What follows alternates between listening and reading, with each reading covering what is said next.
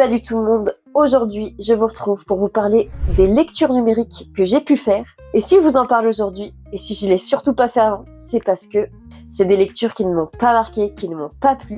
Aujourd'hui on va aborder 4 mangas. Il y a des séries que j'ai arrêtées, il y a une très grosse déception, à vrai dire le tome je l'ai même pas fini. On en parle tout de suite, c'est parti. Le premier, vous allez être surpris et croyez-moi que j'ai été la principale étonnée puisqu'il s'agit d'un titre de Jiro Taniguchi qui pourtant j'apprécie la plupart du temps, mais alors là ça l'a pas du tout fait. C'est Tokyo Killer.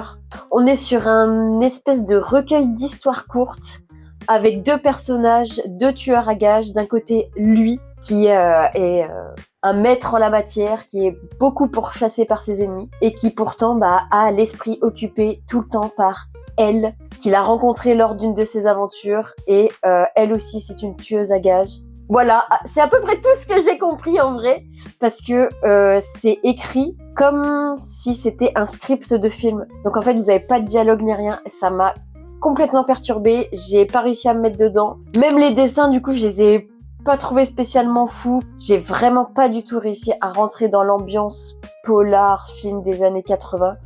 Ça m'a grave déçu et je crois que j'ai même pas été jusqu'à la moitié. Donc voilà, on passe. Ensuite, j'avais beaucoup d'espoir sur ce titre, c'est La Cité Saturne qui paraissait être une œuvre SF poétique, etc. J'ai lu 2 tomes sur 8. Ça se passe dans un monde où la Terre est devenue une zone protégée. Du coup, les humains ont dû partir vivre dans un anneau spatial. Cet anneau, il est divisé en 3 niveaux. Inférieurs, qui représentent en gros la population la plus pauvre. Moyenne et supérieure. Je vous le donne en 1000. Ce sont les plus riches. Voilà, donc ça partait plutôt bien. Et on va y suivre un jeune diplômé qui va reprendre le métier de son père, à savoir nettoyeur de vitres de cet endroit, puisque son père a mystérieusement disparu lors d'une mission. Et en fait, c'est très ennuyant. Enfin, je me suis dit, bon ok, c'est très contemplatif, mais là vraiment, je suis désolée, je me faisais chier. Voilà, on va se le dire. En tout cas, dans les 2 premiers tomes, il se passe pas grand-chose. On n'en apprend pas plus sur le pourquoi du comment son père a disparu. Le dessin, il m'a grave refroidi. Il y a des, je sais pas, les chara-design, les visages, ils sont vachement atypiques. J'ai pas du tout réussi à ressentir des émotions, en tout cas à travers leurs yeux, leur visage. Donc ça m'a énormément freiné. J'ai pas réussi à m'accrocher plus que 2 tomes. Donc j'ai fait l'impasse et j'ai drop. Ensuite, je me suis attaquée à Saturn Return d'Akane Torikai et c'est vrai que j'avais entendu pas mal de choses sur cette autrice, donc j'avais envie de me faire mon propre avis. J'ai commencé par ce titre-là. Le synopsis, honnêtement, il y avait tout pour me plaire. On y suit une écrivaine qui souffre du syndrome de la page blanche, donc elle arrive plus du tout à écrire. Et puis une nuit, elle fait un cauchemar et elle rêve de son ancien ami, d'ailleurs, qui lui avait inspiré son premier succès. Et malheureusement, au réveil, c'est la grande surprise puisqu'elle apprend qu'il est récemment décédé. Donc, elle décide, accompagnée de son nouvel éditeur, d'en savoir plus sur cette histoire, en espérant que ça l'inspire un peu plus. Mais est-ce que c'est pas l'occasion pour elle de voir de douloureux souvenirs remonter à la surface? Et en vrai, ce qui m'a vraiment pas plu, c'est le caractère de l'héroïne. J'ai pas du tout réussi à m'attacher à elle. Et ouais, je sais pas, j'ai trouvé cette femme très contradictoire.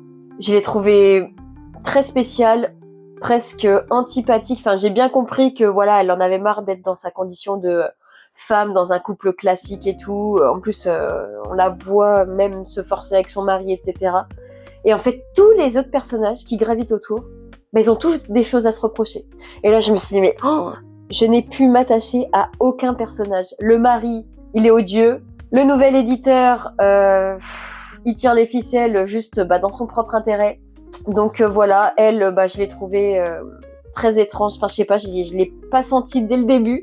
Je saurais pas vous dire vraiment plus pourquoi, parce que pareil, j'ai dû lire 2 ou 3 tomes, je crois. Et après, je me suis dit non, c'est pas pour moi. Pourtant, le dessin était plutôt joli, assez fin, assez détaillé, mais ça n'a pas suffi pour que je m'accroche. Et pareil, j'ai drop. Et c'est vrai que j'ai pas trop envie de me relancer dans un titre de cette autrice. Je vais peut-être essayer, je crois qu'il y a Amour Placebo qui est en 2 tomes, Mais voilà, peut-être des séries un peu plus courtes, mais je sais pas. J'ai l'impression que c'est l'angle d'approche de l'autrice qui me plaît pas du tout, à vouloir trop montrer la noirceur des humains. Je suis désolée, mais tu t'attaches à rien ni personne. Et puis, je sais pas, t'as l'impression que les personnages, ils vont pas évoluer dans le bon sens. Donc, peut-être qu'il y a un truc que j'ai pas bien compris. Peut-être que je me suis arrêtée pile au moment où ça devenait intéressant. N'hésitez pas à me le dire en commentaire, parce que c'est vrai que là, je me suis quand même dit, ah, c'est dommage, parce que vraiment, j'y croyais à 1000%. Et ça l'a pas fait. Et enfin, je vais vous parler d'une plus longue série que j'ai quand même lue en entier. Je vais pas dire surtout grâce à ces magnifiques dessins, parce qu'il y a quand même des choses intéressantes dans le scénario. Mais voilà, c'est Ascension. Et oui, j'ai lu l'intégralité des 17 tomes en numérique. On y suit un jeune homme qui débarque dans un nouveau lycée et qui va découvrir l'escalade et qui va trouver, on dirait, un peu un sens à sa vie. Lui qui est un peu paumé, on dirait, qui socialement ne se débrouille pas très bien, qui a beaucoup de mal à entretenir des relations avec les autres et qui est assez antipathique. Il va se mettre en tête de grimper au début le plus vite possible le mur d'escalade sans aide, et puis très vite la passion va le consumer et il va vouloir grimper les plus hauts sommets des montagnes, et donc il va s'intéresser à l'alpinisme. C'est le postulat de base. Les dessins sont magnifiques. On va pas se mytho.